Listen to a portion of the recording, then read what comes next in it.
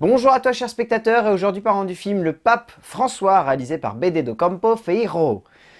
L'histoire c'est celle d'Anna, une journaliste qui suit le père Georges depuis maintenant 8 ans et alors qu'il s'apprête à se faire élire pape, elle va se souvenir des moments qu'elle a passés auprès de lui.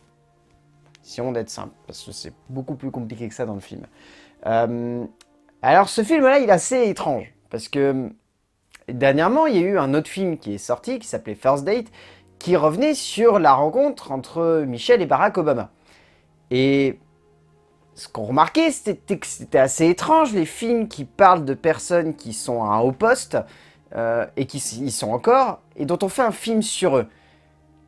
Quand il y avait eu La Conquête, qui parlait de Nicolas Sarkozy, le ton était décalé, et ça parlait pas de sa période à la présidence. Ça parlait de ce qui s'était passé avant et c'était sur le ton humoristique. Donc on n'en avait pas trop parlé, même si ça avait quand même fait un peu polémique.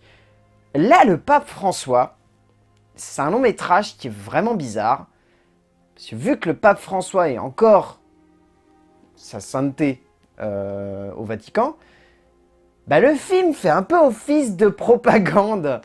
Et c'est un peu bizarre comme long métrage. Et c'est pas super bon en plus. C'est un film qui est extrêmement hagiographique et qui élude pas mal de périodes, à mon avis, de sa vie et qui se contente simplement de présenter tous les grands moments. La tagline du film, c'est « Un homme ordinaire, un destin extraordinaire ». Oui, mais dans le film, on a un peu l'association que c'est un homme parfait, un destin extraordinaire. C'est un peu ça. Au niveau du scénario, donc c'est basé sur l'œuvre d'Elisabeth Piquet, et donc le scénario est écrit par BD do Campo Ferreiro. En fait, dès le début, le film a un problème. On nous met du point de vue d'Anna, comme j'ai dit dans le résumé au début. Sauf que, au bout d'une demi-heure de film, Anna, on la squeeze pas, mais on la met beaucoup de côté pour vraiment se mettre du point de vue du père Georges. Et en tant que spectateur, c'est assez perturbant de commencer ton film en te mettant d'un point de vue d'un personnage, et au bout d'une demi-heure, de dire « Ah bah non, mais ce personnage-là, c'est pas le personnage central en fait. C'est un personnage secondaire qui va accompagner le vrai personnage central qui est le père Georges. » Donc là, tu vois, tu dois réadapter complètement ton immersion cinématographique pour te mettre du point de vue du père Georges.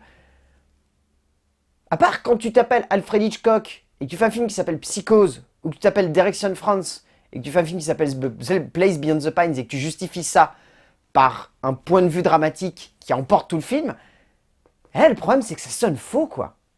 Sonne vraiment faux et on a l'association que c'est juste qu'il voulait partir de ce point de vue-là, mais en fait il s'est rendu compte que ça marchait pas, donc il s'est remis à un autre point de vue, mais en fait à certains moments il revient du point de vue d'Anna, mais à d'autres moments il revient du point de vue de Père Georges, enfin... Et puis le problème avec le film, l'énorme problème qui plombe pas mal le métrage, c'est la narration. Elle est bordélique. Il y a des fois des flashbacks dans des flashbacks dans des flashbacks. Et il y a des fois des moments où on est du point de vue d'un personnage, mais on va retourner dans le passé pour revenir dans le présent, mais être du point de vue du père Georges, et revenir dans le passé, mais du point de vue d'Anna, et ensuite partir du point de vue du père Georges, qui va lui se souvenir d'autre chose. Ça part dans tous les sens. On se perd pas trop, mais c'est vraiment, vraiment n'importe comment, ça part dans toutes les directions et ça nous perd littéralement.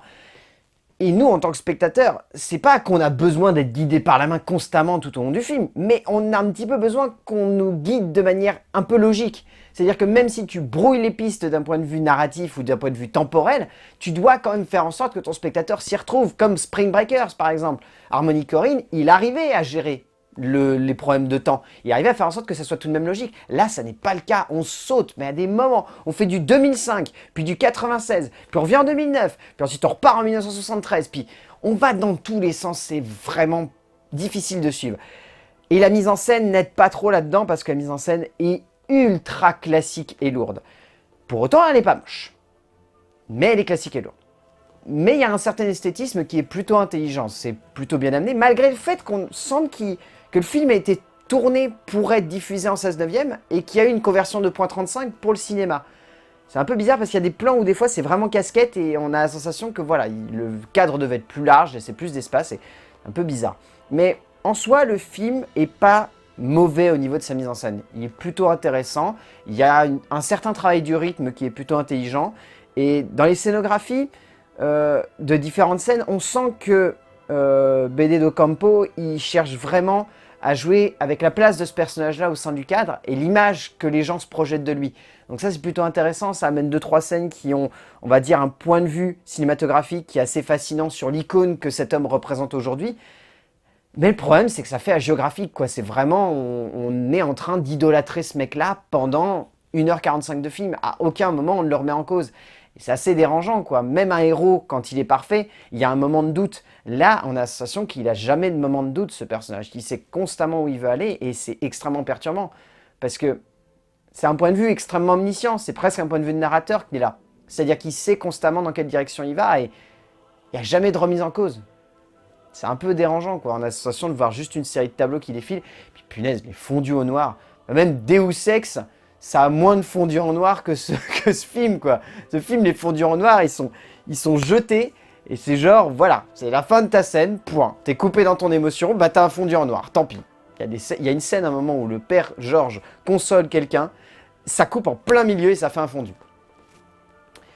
Le casting en soi est peut-être le point le plus positif de tout le métrage.